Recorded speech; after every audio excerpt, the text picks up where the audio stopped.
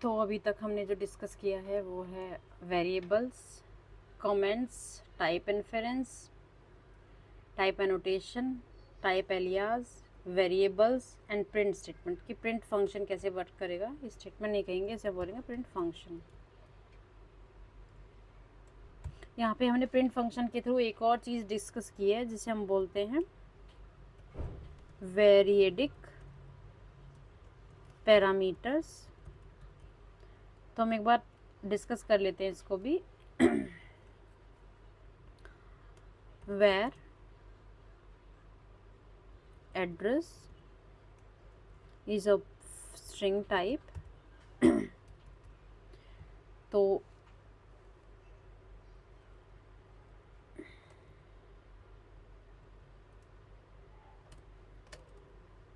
इस तरीके से ओके। तो देखिए ये एरर क्या है, variadic parameters can not appear outside of a parameter list. तो ये जो वेरिडिक पैरामीटर्स है वो सिर्फ और सिर्फ only will be used inside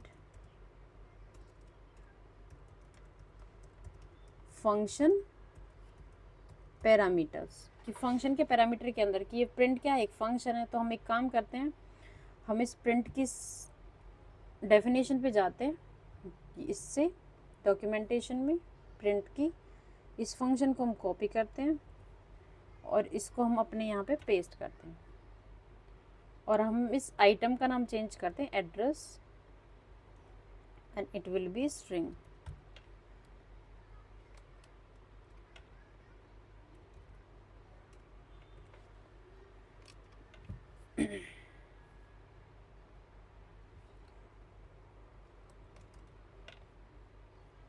तो हमने एक फंक्शन क्रिएट किया है जिसमें हमने एक एड्रेस स्ट्रिंग लिया, स्ट्रिंग टाइप का, सेपरेटर लिया, टर्मिनेट लिया। सेपरेटर ठीक है, स्पेस और स्लैश नेम यूज़ कर लेते हैं। अब इसमें हम करेंगे प्रिंट एड्रेस। अब हम कॉल करेंगे प्रिंट को एड्रेस स्ट्रिंग। अब मैं अगर अंडरस्कोर ना लगाऊं तो मैं दिखाना चाहती हूँ कि अंडरस्कोर का क्या यूज़ होता है। फिर से हम करते हैं कॉल एड्रेस। तो अब इसने एड्रेस को लिया, पहले आप देखेंगे वो as a string, like string ये सिलेक्टेड था पहले भी स्ट्रिंग की तरह, कि हम इसे यूज़ नहीं कर सकते बिकॉज वो अंडरस्कोर को यूज। और यहाँ पे क्या है, अब हमने पैरामीटर का नाम जो लेबल है उसको यूज़ करना ही करना पड़ेगा। देन हम एड्रेस को हम डाल रहे हैं यहाँ पे रूम 1,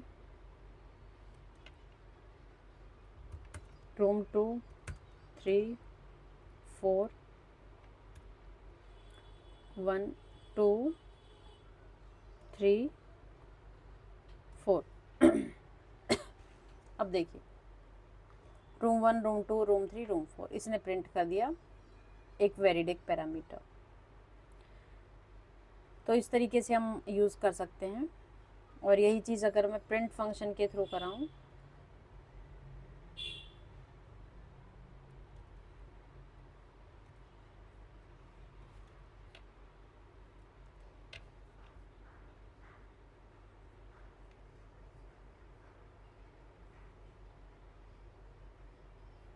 तो इसने भी क्या किया, रूम 1, रूम 2, रूम 3, रूम 4 को प्रिंट कर दिया।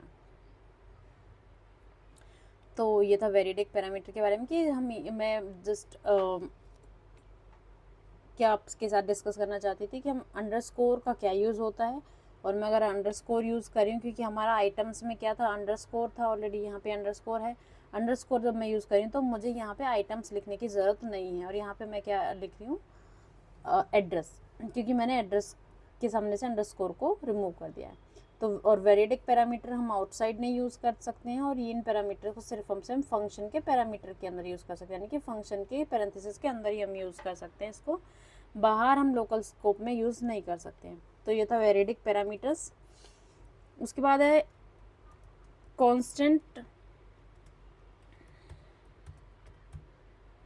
क्या होते हैं, देन कांस्टेंट को हम डिक्लेयर करते हैं लेट कीवर्ड के साथ। देन कांस्टेंट का कुछ नेम होता है। तो हम कांस्टेंट क्या होते हैं, जिनकी वैल्यू को हम कभी चेंज कर सकते हैं, नहीं कर सकते हैं, can not change value once declared और असाइंड भी हम कह सकते हैं। एक बार वैल्यू असाइन कर दी, हम उसे चेंज नहीं कर सकते हैं। लेट अब कॉन्स्टेंट्स वैल्यूज़ क्या होती हैं, लाइक पाई। अब पाई की वैल्यू क्या होती है, 314 एंड समथिंग समथिंग। तो 314 मेनली हमने अभी देखा है कॉन्स्टेंट्स के अंदर। तो यहाँ पे हम किस तरीके से वैल्यू असाइन कर सकते हैं कि ये इंटीजर टाइप का हो सकता है,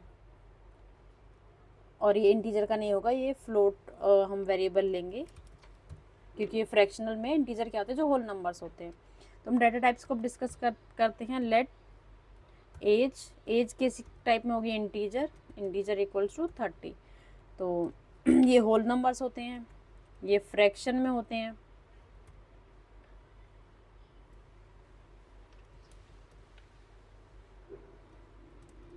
तो हमने कमेंट ऐड कर दिया, यहाँ पे हमने कमेंट ऐड किया है। ये इंटीजर टाइप का है, ये होल नंबर्स है, पॉजिटिव नेगेटिव, हम ज़ीरो भी ले सकते हैं।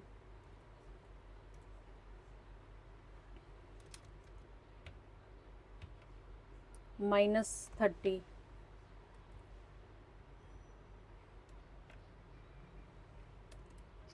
ज़ीरो। तो इंटीजर का एक टाइप का डाटा हो गया। और हम कांस्टेंट ले रहे हैं, मतलब इनकी वैल्यू को बाद में चेंज नहीं कर सकते हैं।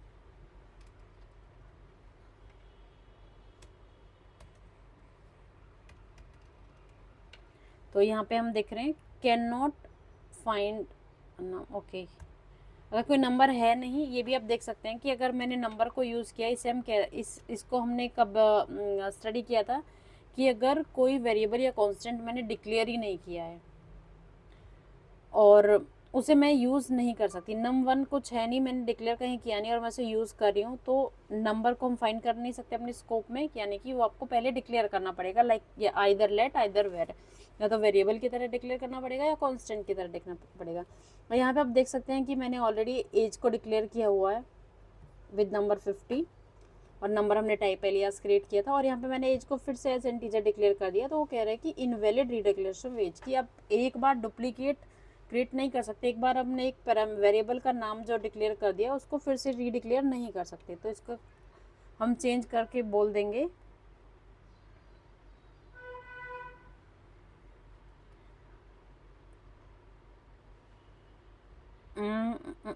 काउंट। तो हमने count as a count declare कर दिया। अगर हमने कोई डिक्लेयर नहीं किया है तो उसे हम फिर से डिक्लेयर भी नहीं कर सकते। तो नम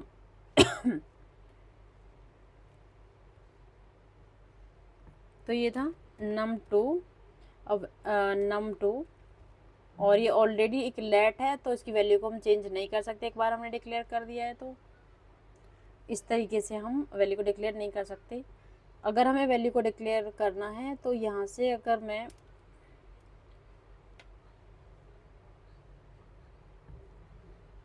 num1, ये क्या किया है मैंने, ये तो थे, ये है declare plus assign,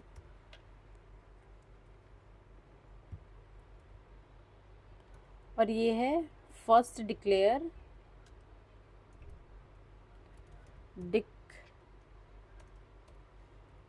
declare then assign later. पहले डिक्लेयर कर दिया, उसे असाइन बाद में किया है। तो हमने दो तरीके पढ़े थे, कांस्टेंट और वेरिएबल्स में भी हम किस तरीके से असाइन और डिक्लेयर कर सकते हैं। डिक्लेयर और साथ के साथ उसकी वैल्यू को प्रोवाइड करें,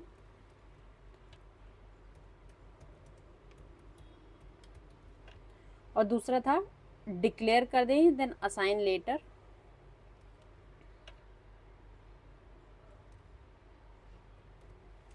तो ये था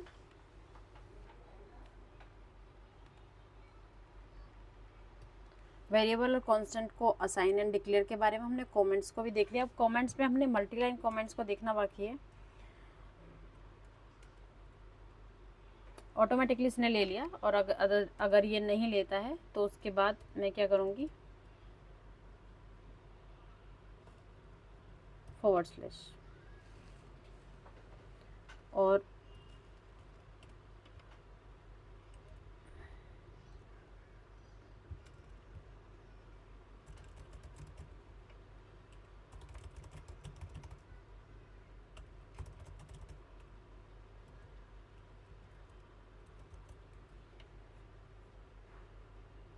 तो इस तरीके से मल्टी लाइन कमेंट्स, और अगर हमने कमेंट सही से प्रोवाइड किए तो वो एरर नहीं देगा। एरर नहीं दिया मीन्स हमने कमेंट सही से प्रोवाइड करे। तो प्रिंट स्टेटमेंट को ऑलरेडी हमने पढ़ लिया, टाइप एनोटेशन, सेफ्टी, इन्फरेंस और डाटा टाइप्स भी हमने देख लिया, टाइप एलियास हमने देख लिया है। अब रहता है हमारा tuple data type and optionals. अब टपल डाटा टाइप को हम नेक्स्ट वीडियो में डिस्कस करेंगे और ऑप्शनल्स को उससे नेक्स्ट में डिस्कस करेंगे। So thanks for watching the Swift basics video. अच्छा लगे तो लाइक करें, कमेंट करें और शेयर करें।